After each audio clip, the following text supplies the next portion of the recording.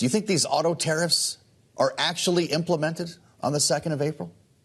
Absolutely. I think we're either going to come right to the brink of it and there's going to be a great deal struck, or the tariffs will be implemented. The imbalance in the auto trade has been a huge irritant to the Trump administration with the imbalances in tariffs. You've got countries with their standards that preclude the exports of autos, right? You've got Japan and South Korea there. And you've got Europe with 10% tariffs on passenger vehicles when ours is 2.5, and European standards that keep not only cars out of the European market, but cars out of the countries with which Europe has trade agreements.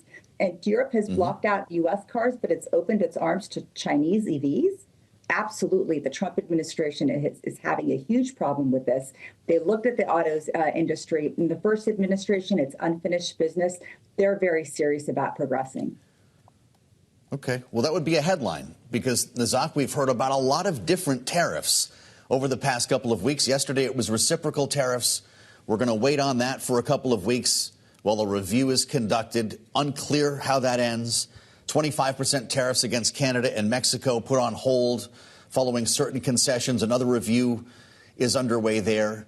I guess there's a question about how much intent there is to implement these tariffs versus using them as a bargaining chip to exact concessions from trading partners. That's a really great way of thinking about it. And ultimately, they converge, right? Do they? The president is saying, look, I've got issues. I've got issues in our trading relationship. You are harming U.S. interests. You're undermining U.S. manufacturing and jobs because you're acting unfairly. So either you remove these unfair trade practices or I'm imposing tariffs. So the negotiation leads to either solving the problems or the tariffs are there to offset the adverse economic impact that the problems have caused. Sure. But, we're talking about this in a vacuum. When you add the idea of helping to subsidize the Trump tax cuts, these were supposed to be revenue generators. If the negotiating is so successful, there are no tariffs, how do you pay for the rest of the program?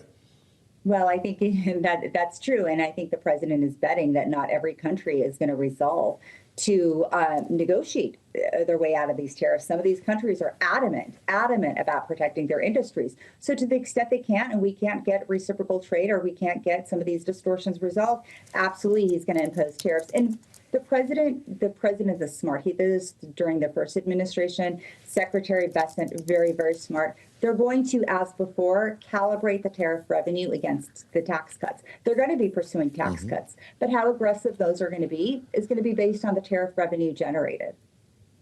Yeah, if you're with us on Bloomberg TV or on YouTube, we've got a live view of President Trump coming down the stairs off of Air Force One to get into the beast. He has made his way home, if we can call Palm Beach home. He is going to be spending the weekend in Florida and now getting back to life at Mar-a-Lago. This is a live view of the president, who apparently is in no mood to be answering questions from reporters today. That looks like the end of the business week, but we'll, of course, keep tabs on him while he is down there. Donald Trump back in Florida after another whirlwind week. Of course, it was only hours ago he was sitting in the Oval Office talking about this very issue that we're discussing right here on Bloomberg. Commerce Secretary Howard Lutnick, incoming Commerce Secretary, was there as well in the Oval Office, talking about the administration's plan for implementing these new reciprocal tariffs that I referred to. Here's how he put it.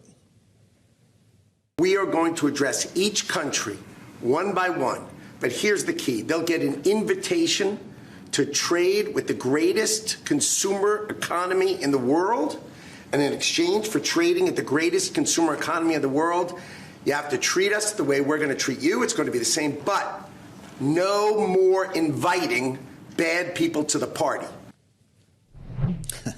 Okay, Nazak, so talk to me about the economic impact here. Donald Trump talked about the potential for some temporary pain. Are we going to feel it? He may, depending on how extensive those tariffs are. In the first administration, his tariffs were calibrated against tax cuts, right? much of the Chinese, the impact of the tariffs, the Chinese didn't pass through. They lowered their prices so the importers wouldn't have to bear the brunt of the tariffs. I think the calculus is different right now. If he's going after every single country, right? Not everybody's China, not everybody's going to absorb the tariff burden. Some are going to pass it through. He's going to try, the administration is going to try to work with Congress to see how aggressive they can get on tax cuts, what else they can do to offset some of the pain. But will there be a transition time to maybe recalibrate our trading relationships, important trading relationships with partners? Absolutely. Is that necessary? Absolutely. The status quo can't continue the way it is. We are losing jobs. We're losing vital industries that are important to national and economic security. You know, it reminds me of a conversation we had here on Bloomberg with David Kelly, who's the chief global strategist, JP Morgan Asset Management, why he believes the markets are so far shrugging off this whole tariff threat. Let's listen. The good news is the markets do sort of get a little desensitized to it. So it's at some stage, I mean, the market would not be doing as well as it's doing even at this stage of the year if it was as sensitive to the remarks of any previous president, you know, or to this president as they have been to remarks by previous presidents. But I think people realize that Donald Trump is a very unusual president. If the markets are being desensitized, do tariffs still work? Yes and no. I mean, look at the markets are so volatile. Today, they're desensitized because, you know, the tariffs that the president imposed on China were so low. Canada and Mexico were able to negotiate their way out of the tariffs. And then if and when the president imposes tariffs for non-reciprocal trade, and I am certain he will, the markets will fluctuate then too, right? They go up and down daily. And so today, maybe they're calm. They think that they're calling his bluff. When he actually imposes those tariffs, there's going to be a market reaction. And then, but I really want to underscore, it smooths out again, right? It's just the sort of overreaction, and then things calm down. And once they see that the president's policies are really actively looking to offset some of the distortions in the market, they're going to be confident again. I had a lengthy discussion with the administration just today, talking about Treasury being adamant about pursuing policies that will really lessen the economic impact of the tariffs, and I'm confident that they're going to be pursuing those. You know, we haven't talked about China at all, and I find that fascinating because that is actually a tariff that has been implemented. Another 10%. Donald Trump says it could go to 50 or 60%. What does he want to get from Beijing to keep that from happening? You know, the grand deal, the grand bargain, right? He really wants China, the President Xi Jinping, to stop his intellectual property theft, stop the industrial subsidies that are harming U.S. countries, the industrial subsidies in China, and the list goes on. And so whether Xi Jinping is going to agree to these terms, I think it's yet to be seen. Xi Jinping's unfair, distorted economic practices, the enormous amount of subsidies he's been giving companies, has worked for him, has built China into the economic powerhouse that it is today. So yes, on one hand, the president is going to be aggressively looking for a deal. On the other hand, President Xi Jinping may say no.